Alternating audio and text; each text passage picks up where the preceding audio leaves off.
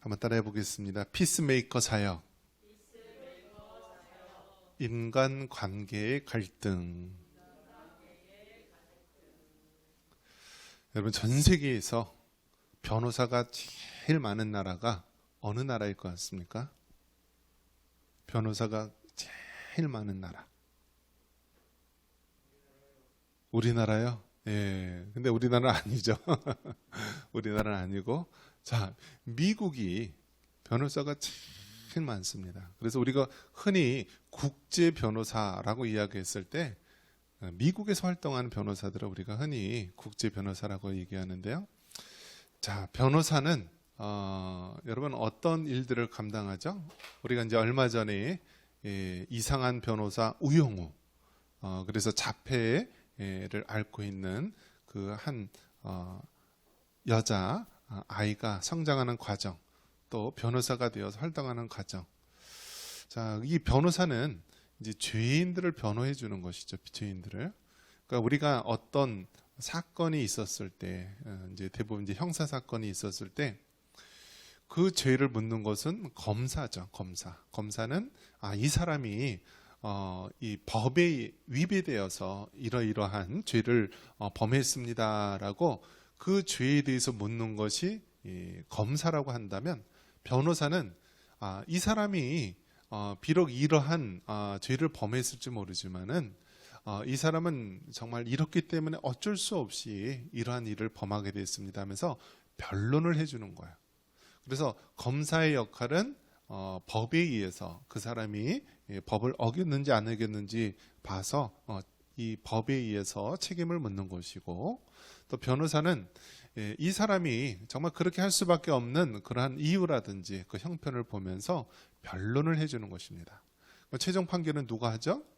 판사가 하는 거예요. 판사가. 그럼 판사가 검사의 이 검치, 검사의 내용을 받고 또 변호사의 변론을 듣고 최종적으로 판사가 이제 판결을 내리는 것입니다. 이것은 이제 선고인데요. 우리나라는 3심제입니다. 3심제. 그래서 1심 재판은 이제 지방법원, 또 2심 재판은 이제 뭐 서울 법원, 그리고 3심 재판은 이제 나중에 대법원에서 이제 하게 됩니다. 그래서 대부분 1심이나 2심, 그러니까 1심 재판이나 아니 항소에서 2심 재판, 3심 상고는 거의 가지 않습니다.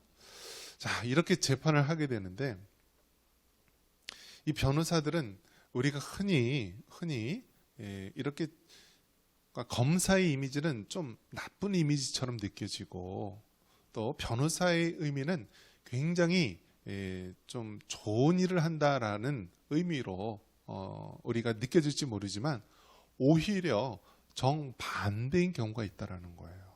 예를 들면 아주 흉악한 범죄자가 있는데 이 범죄자를 일반 사람들이 힘으로 막을 수가 없어요. 그래서 법에 대해서 엄정하게 대응할 수 있도록 검사의 역할이 중요한 것이죠.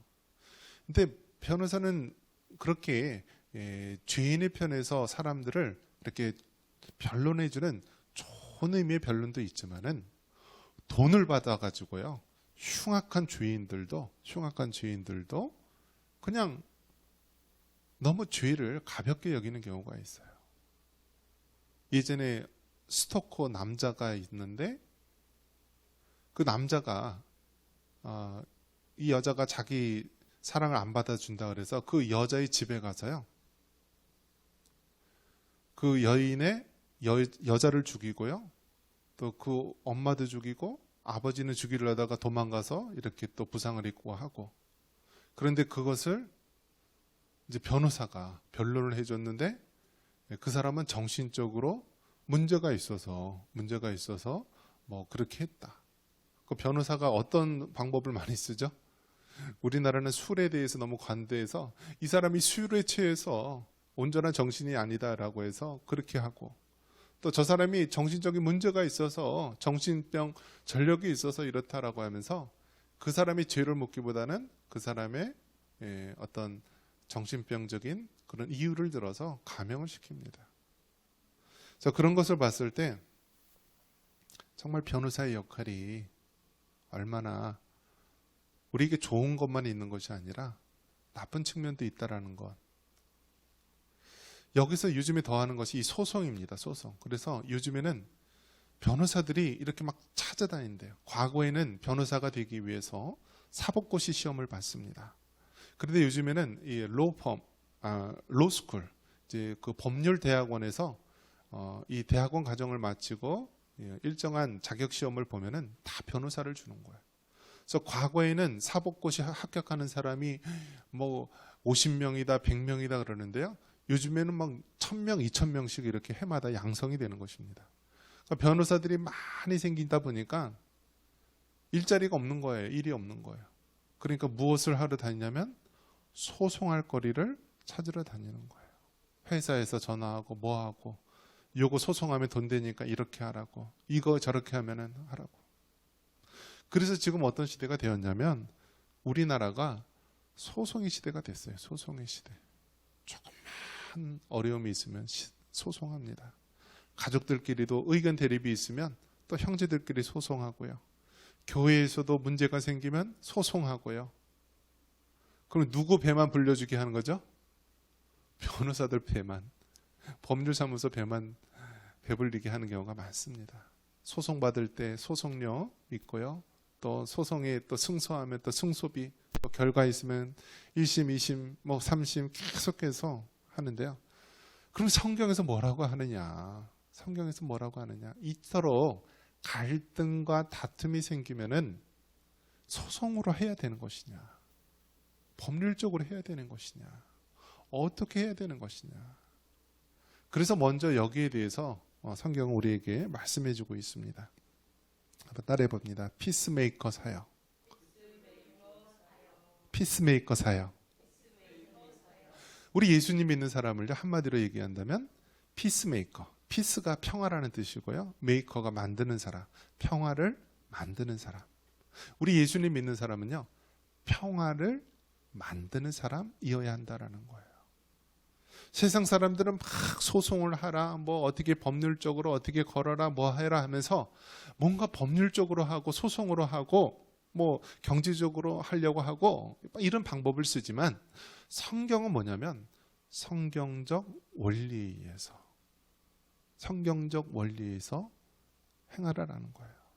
그래서 여러분 우리가 이 성경을 안다는 것은 너무너무 축복된 것이고요. 복된 거예요. 오히려 이 성경이요. 얼마나 대단하냐면 예수님을 믿지 않는 사람도 이 책을요. 영감을 얻기 위해서 영화 감독도 또 소설가들도 과학자들도 여기를 통해서 성경을 통해서 이 뭔가 얻으려고요. 보는 사람도 많이 있어요. 배너라고 하는 그 이제 소설이 먼저 나왔고 영화가 나왔는데요. 그것도요. 자신이 하나님이 없다라는 것을 증명하기 위해서 성경을 보다가 하나님을 만나서 그렇게 배너라고 하는 그런 책을 쓰게 되었고 영화도 만들어지게 된 거죠. 어떤 미국에 있는 흑인 이 농학자가 있는데요. 그 당시에 미국에 이제 목화 재배를 하다가 그 이후에 이제 그 땅콩 재배를 하게 됩니다. 그 드넓은 땅에 땅콩 재배를 하는데 하나님 앞에 기도를 합니다. 하나님 이 땅콩으로 도대체 뭘 쓸 수 있을까요? 이 예수님을 믿는 그 흑인 이 농학자가 하나님 앞에 기도하면서요. 여러분 이 땅콩으로 뭘 만드냐면 우리가 먹는 모든 식품에 이 땅콩이 다 들어간다라고 합니다. 뭐 잼이라든지 또 뭐 모든 음식에 다 땅콩 성분이 들어갑니다.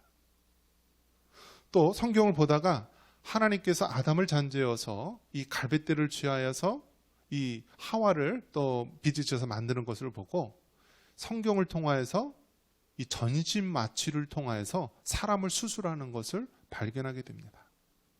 이처럼 여러분 이 성경은요 우리에게 구원을 주는 그런 구원의 말씀이기도 하면서요 우리가 이 세상에 살아가는데 우리에게 참된 지혜와 또 능력을 줄 수 있는 그런 말씀이 되는 것입니다. 오늘의 이 문제가 인간관계의 갈등을 어떻게 해결해야 되느냐. 세상 사람들과 같이 소송을 하고 물리적인 힘을 통해서 해야 되느냐. 아니면 우리가 어떻게 해야 되느냐라고 가리키고 있는 것입니다. 중요한 것은요. 사람들 사이에는 갈등이 있다라는 거예요. 어떻게 알 수 있죠? 여러분이 사랑해서 만난 배우자를 보면 알 수 있죠. 여러분 결혼했죠? 결혼했을 때 사랑해서 결혼했잖아요. 물론 그 당시에는 뭐 눈에 뭐가 끼어서 그랬다 그랬죠. 콩깍지가 끼어서 결혼했다라고 하지만 어쨌든 사랑해서 결혼한 거 아니에요. 그런데 사랑해서 결혼했는데 어떻게 해요? 싸워요, 안 싸워요? 싸움이 있죠. 다툼이 있죠. 갈등이 있어요. 갈등이 있어요.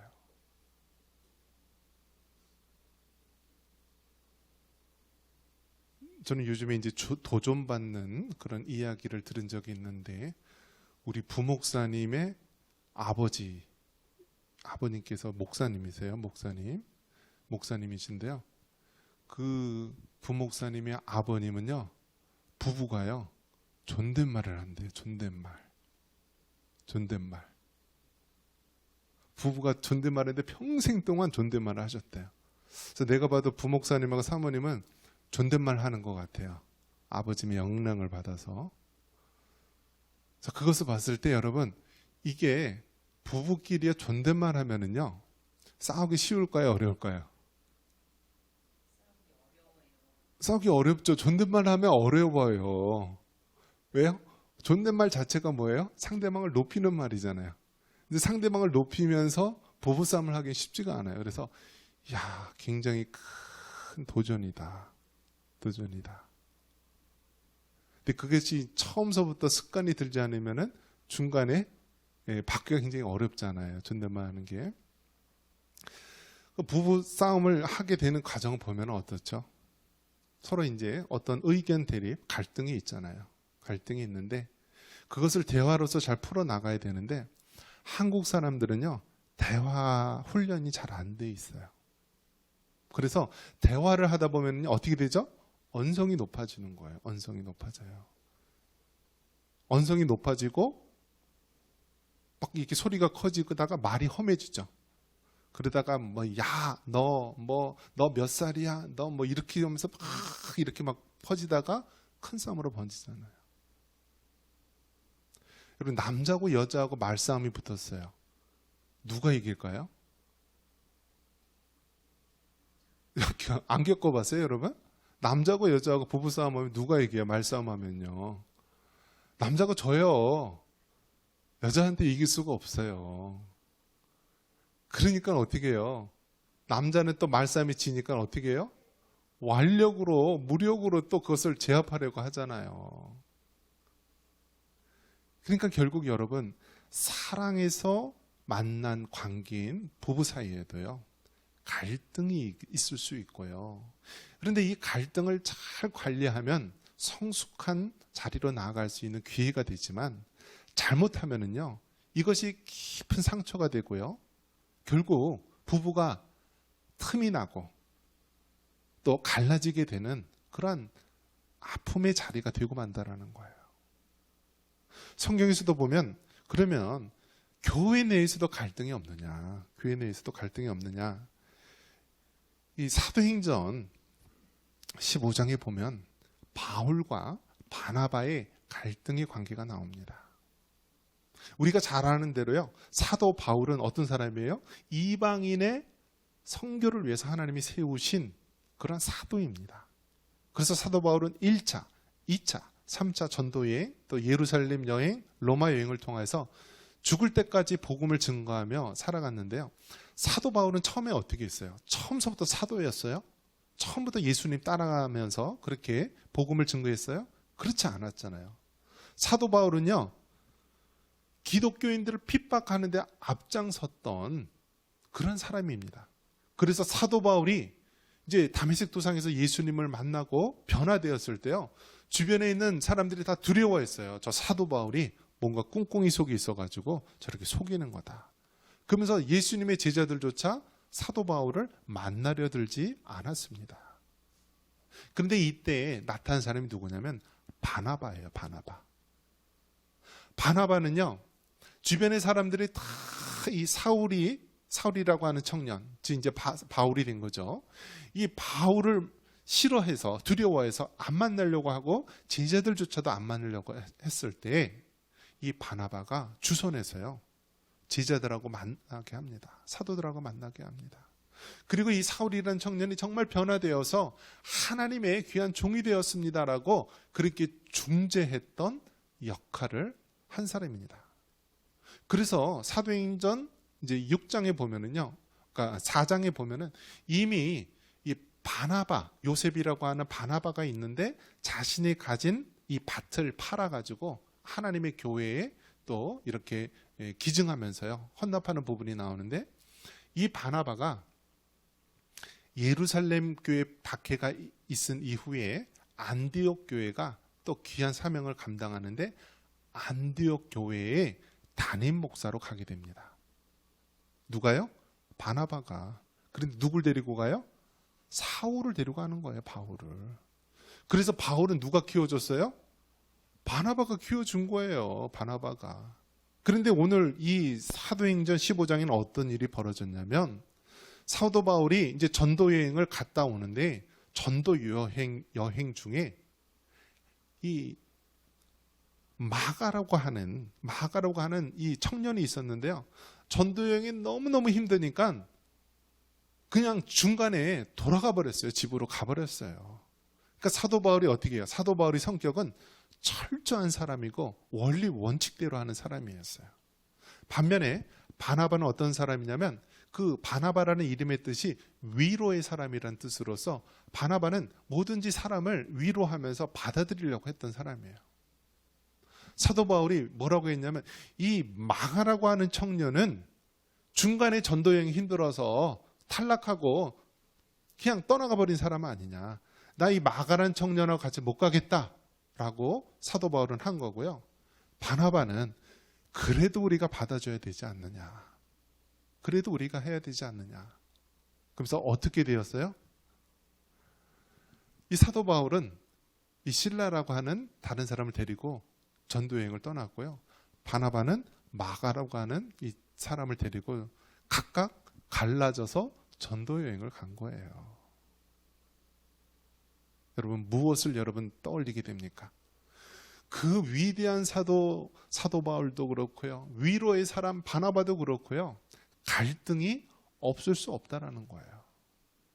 그 초대교회 그 성령의 강한 역사 속에서도요. 갈등은 있을 수 있다라는 거예요. 중요한 것은 여러분 그 갈등을 통하여서 우리가 더 성장하고 성숙할 수 있는 기회로 만들어야 된다는 거예요. 갈등을 통하여서 우리가 이 일을 통하여서 하나님이 원하시는 것이 무엇인가? 하나님 앞에 기도하면서요. 하나님, 정말 내가 정말 이 일로 인하여서 갈등이 있고요. 다툼이 있고 어려움이 있습니다. 서로 생각이 다르고 서로 의견이 달라서 이런 충돌도 생기고 아픔도 있습니다. 하나님 어떻게 해야 될까요? 하면서 이 갈등의 문제를요. 우리가 성경적으로 해결하려고 해야 되는 거예요. 그러면 이 문제를 가지고 하나님 앞에 올려드리죠. 그러면 하나님께서 우리 마음을 어루만져 주시고요. 하나님이 원하시는 대로 우리가 순종을 해야 되는 거예요. 자, 그래서 여러분 우리가 살아갈 때 두 가지 원칙이 있는데요. 한번 따라해 보겠습니다. 복음 진리를 위해서는 한번 따라해 보세요. 복음 진리를 위해서는 목숨을 걸어야 하고 비진리에 대해서는 양보하자. 여러분 이것이 굉장히 중요한 원리예요. 복음 진리, 예수님이 이 복음 진리를 지키기 위해서는 초대교회 때부터 많은 사람들이 순교의 피를 흘리면서 이 복음 진리를 지켰어요. 반면에 복음 진리가 아닌 비진리에 대해서는요.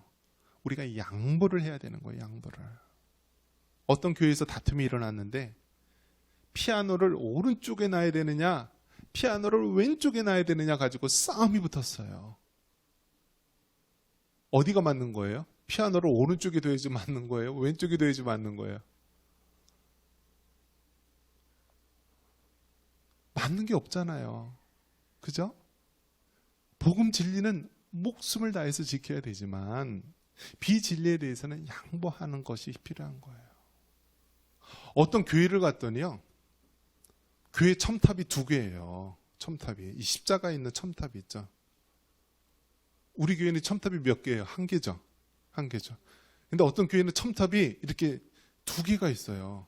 그래서 아니, 교회 이 첨탑이 왜 십자가가 2개입니까? 했더니 교회 지을 때 이 교회 직분자 2사람이 서로 자기가 첨탑을 하겠다고 싸웠던 거예요. 이 사람도 양보 못하겠다. 내가 첨탑을 세우겠다. 또 다른 사람도 내가 첨탑을 세우겠다 해서 첨탑을 2개 세웠대요. 교회. 여러분, 정말 그러한 모습을 봤을 때요, 하나님이 과연 이것을 통해 기쁘게 받으실까? 복음 진리를 위해서는요, 우리가 목숨을 다해서 지켜야 되는 거예요. 하지만 비진리에 대해서는요, 우리가 양보하고 내려놓는 모습이 필요한 거예요. 자, 그래서 교회에서 결정할 때 제가 얘기했죠. 제일 첫 번째 되는 원리가 복음 진리는 목숨을 다해 지키고 비진리는 양보하고 내려놓자. 자, 그리고 또 다른 한 가지를 얘기를 들면은요, 자, 우리 선택의 기준에 있어서는 어떻게 되느냐? 첫 번째는 하나님께 영광이 되어야 됩니다. 한번 따라해 보겠습니다. 하나님께 영광. 그러니까 내가 이 일을 해야 되는데 이게 하나님께 영광이 되느냐? 그걸 해야 돼요. 자, 보신탕이 있어요. 보신탕이 있는데 보신탕을 먹어야 돼요? 안 먹어야 돼요? 박나원 집사님, 보신탕이 있어요. 근데 보신탕을 먹어야 돼요? 안 먹어야 돼요? 아, 먹어요. 그런데 같이 있는 사람이 너무나 이 애완견, 반려견을 너무나 좋아하는 사람이 있어요. 근데 그 사람이 정말 개를 너무나 사랑하는데 보신탕을 먹어야 될까요? 안 먹어야 될까요? 그러니까 여러분, 보신탕을 먹느냐 안 먹느냐는요, 먹을 수도 있고 안 먹을 수도 있는 거예요. 그런데 이것을 먹음으로써 첫 번째 하나님께 영광이 되느냐, 이걸 봐야 되고요. 두 번째는 무엇이냐면 교회의 덕이 되느냐를 봐야 되는 거예요. 한번 따라해 봅니다. 교회의 덕이 되느냐. 그러니까 보신탕을 먹을 수도 있고 안 먹을 수도 있어요. 사도 바울도 시장에 나는 이 고기들이 있어요. 그 당시에 이 사도 바울도 고기가 있는데 그 당시에 고기들은 대부분 우상에게 이렇게 제사를 드렸다가 나온 그러한 고기들이 많이 있었어요. 그러면 사도 바울은 뭐 우상에게 드렸던 고기든 뭐 제사 드렸던 고기든 어떤 것을 먹어도 자기는 양심의 거리낌 없이 정말 먹을 수가 있어요. 그런데 믿음이 연약한 자가 봤을 때, 아니 저 사람은 어떻게 우상에게 드린 고기를 먹을 수가 있느냐, 시험에 들 수가 있잖아요. 그러면 사도 바울은 뭐라고 얘기하냐면, 나는 얼마든지 이 고기를 먹을 수가 있지만 저 믿음이 약한 사람을 위해서 나는 안 먹겠다라고 이야기를 합니다. 그러니까 선택의 기준이 어디 있어요? 하나님께 영광이 되느냐, 두 번째 교회의 덕이 되느냐. 이것이 우리의 선택의 기준이 되어야 된다는 거예요. 자, 부부끼리도 마찬가지예요. 부부끼리도 여러 가지 의견 충돌이 많이 있고, 뭐 내가 잘났니, 내가 못났니, 너희 집안은 왜 이러니, 뭐 이러니, 자식 문제에 있어서도 왜 이렇게 해야 되니, 막 의견 충돌이 있잖아요. 갈등이 있잖아요. 자, 그러면 이 갈등 상황에서 과연 어떤 것이 하나님께 영광이 되느냐, 과연 이것이 어떻게 덕이 되느냐, 그것을 우리의 어떤 판단의 근거로 우리가 늘 삼는 훈련을 해야 되는 것입니다. 복음의 진리에 대해서는 목숨을 걸고 지켜야 되지만 비진리에 대해서는 우리가 늘 양보하고 내려놓을 수 있는 자세가 되어야 한다. 그리고 이것이 하나님의 영광이 되느냐, 이것이 정말 교회의 덕이 되느냐, 이것이 우리 삶의 기준이 되어야 되는 것입니다. 여러분, 초대교회 때도 사도 바울과 바나바도 그랬고요. 우리 인간이 살아가는 그 모든 모습 속에서는 갈등이 있고요. 다툼이 있을 수 있고 어려움이 있어요. 그런데 중요한 것은 믿음이 성숙한 사람은 그 갈등을요, 성숙의 기회로 삼는 거예요.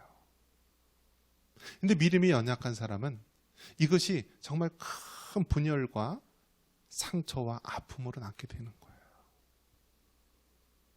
우리가 이 땅에 살아가는 동안 우리의 아픔과 갈등을 믿음 가운데 잘 해결하여서 정말 피스메이커로 평화를 만드는 사람으로 살아가는 우리 모두가 되기를 주님의 이름으로 축원합니다.